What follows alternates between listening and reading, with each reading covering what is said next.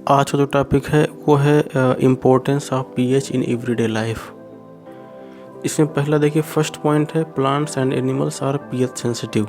तो plant animal pH sensitive होते हैं। पीएच ज़्यादा होने से प्रॉब्लम हो जाएगी, पीएच कम होने से भी उनमें प्रॉब्लम्स आ जाएगी। ठीक है, तो देखिए our body works within the pH range of 7 to 7.8। Means हमारा जो बॉडी है वो एसिडिक ना होकर के हमारा बॉडी कैसे होता है 7 से 7.8 तक। मीन्स न्यूट्रल में काम करता है या तो फिर बेसिक में काम करता है। उसी में नेक्स्ट पॉइंट है when pH of rain water is less than 5.6 it is called acid rain. आपको पता होगा acid rain sulphuric acid, nitric acid और एक दो तीन एसिड से के वजह से होता है। तो एसिड रेन जो होता है उसकी देखो 5.6 जब पीएच वैल्यू होती है तब एसिड रेन कही जाती है। इसका मतलब कि 7 से कम है, बिलो द 7, तो बिलो द 7 होने से उसको हम लोग कहते हैं कि ये एसिड रेन है। पॉइंट नंबर 2 देखिए pH of the soil. Soil की पीएच का क्या इफेक्ट होता है। आपको ये एक इन्फॉर्मेशन ज़रूर मिला होगा, सॉइल हेल्थ कार्ड जो हमारी गवर्नमेंट बनाती है तो उसमें भी यही पीएच टेस्टिंग की जाती है सॉइल की। तो वही इंपॉर्टेंट पॉइंट यहाँ पे है। Plants require a specific pH range for their healthy growth. देखिए प्लांट के ग्रोथ के लिए जो है पीएच मोस्ट इम्पॉर्टेंट होता है। देखिए थर्ड पॉइंट है pH in our digestive system. आपको पता है कि हमारे बॉडी में स्टमक में एसिड का एक इम्पॉर्टेंट रोल होता है फॉर द डाइजेशन। तो फर्स्ट इसमें देखिए क्या है, our stomach produces hydrochloric acid which helps in the digestion. देखिए आपको पता होना चाहिए कि जो हमारे जो स्टमक में HCl होता है उसका pH 1 होता है, 1 या 0 के लगभग समथिंग होता है, 1 से ज़्यादा नहीं होता। इसी में देखिए नेक्स्ट पॉइंट होता है कि during indigestion stomach produces more acid and cause pain and irritation. जब कोई पेट में प्रॉब्लम हो जाती है तो हमारा स्टमक जो है ज़्यादा एसिड प्रोड्यूस करता है। इसी को हम लोग बोलते हैं इंडाइजेशन, जिसको एसिडिटी बोला जाता है। इसी से हम लोगों को ठीक करने के लिए हम लोग एंटासिड लेते हैं, जिसको मिल्क ऑफ मैग्नीशिया कहते हैं या मिल्क बेस कहते हैं। मैग्नीशियम हाइड्रोक्साइड यूज करते हैं। जनरली इसको आप डाइजीन के नाम से जानते हैं, जो डाइजीन के नाम से मार्केट में मिलती है, एडवर्टाइज भी आता है। तो वही है मिल्क ऑफ मैग्नीशिया, उसी को मैग्नीशियम हाइड्रोक्साइड होता है। उसकी बॉटल में आप इंग्रेडिएंट्स देख लीजिएगा, उसमें मैग्नीशियम हाइड्रोक्साइड और एल्यूमिनियम हाइड्रोक्साइड भी मिली होती है। नेक्स्ट पॉइंट फोर्थ पॉइंट होता है pH as a cause of tooth decay. हमने इसके बारे में डिस्कस किया था।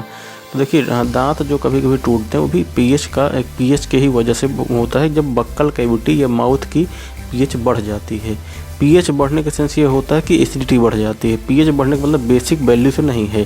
Tooth decay starts when pH of mouth is lower than 5.5। आपने पढ़ा था कि जब एसिडिटी 5.6 से कम होती है तो उसको एसिड रेन कहते हैं, जब रेन में एसिड होती है। बट जब टूथ की अगर बात करने वाले हैं तो यहाँ पर 5.5 से लोअर होना चाहिए। तो देखिए हमारा नेक्स्ट पॉइंट में लिखा हुआ कि tooth enamel made up of calcium phosphate hardest substance in our body. हमें पता है कि इनेमिल जो कवरिंग होती है, एक हमारा जो टूथ है, टूथ के ऊपर जो कवरिंग है वो इनेमिल से बनी होती है। और इनेमिल किसको कहते हैं केमिकली, कैल्शियम फॉस्फेट को कहते हैं। जब इसमें पीएच की वैल्यू 5.5 से कम हो जाती है तो धीरे धीरे इसकी लेयर ख़त्म होने लगती है या डिस्ट्रॉय होने लगती है, जिसकी वजह से बैक्टीरिया भी एसिड को प्रोड्यूस करने में हमारी बॉडी में हेल्प करते हैं। तो हमको इसलिए जनरली क्या करना चाहिए, अच्छे से टूथपेस्ट करना चाहिए जिससे कि बैक्टीरिया किल हो जाए, बैक्टीरिया ना रहें बक्कल कैविटी में और एसिड को प्रोड्यूस ना करें। इस वजह से हम अपने दांतों से अपना प्रोडक्शन कर सकते हैं। अभी फिफ्थ और लास्ट पॉइंट है self defence bye animal and plant through chemical warfare. आपने इसके बारे में ज़रूर थोड़ा सा पढ़ा होगा या 8th की क्लास में भी ये दिया है, 9th में भी थोड़ा सा है।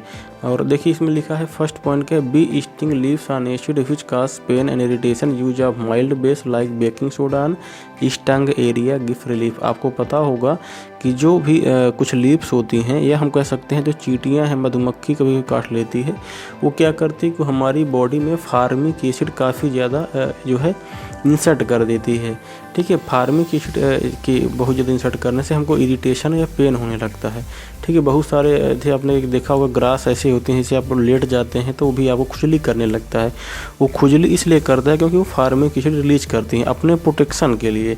ठीक है, तो उससे बचने के लिए हम लोग क्या कर सकते हैं कि हम लोग baking soda on stung area, जहाँ पर खुजली हो रही हो वहाँ पर आप बेकिंग सोडिया को रब कर लीजिए, थोड़ा सा धुल लीजिए तो उससे आराम मिल जाता है। तो इसका मतलब होता है कि हम क्या करेंगे, इसमें एसिड हमारे लग गया है या प्लांट ने लगा दिया या हमको हनी बी जो मधुमक्खी होती है उसने लगा दिया, तो हम उसके एसिड को न्यूट्रल करने के लिए बेस यूज करते हैं। तो ये पूरा जो है everyday life of acid base है, ये पूरा इतने में समाप्त हुआ।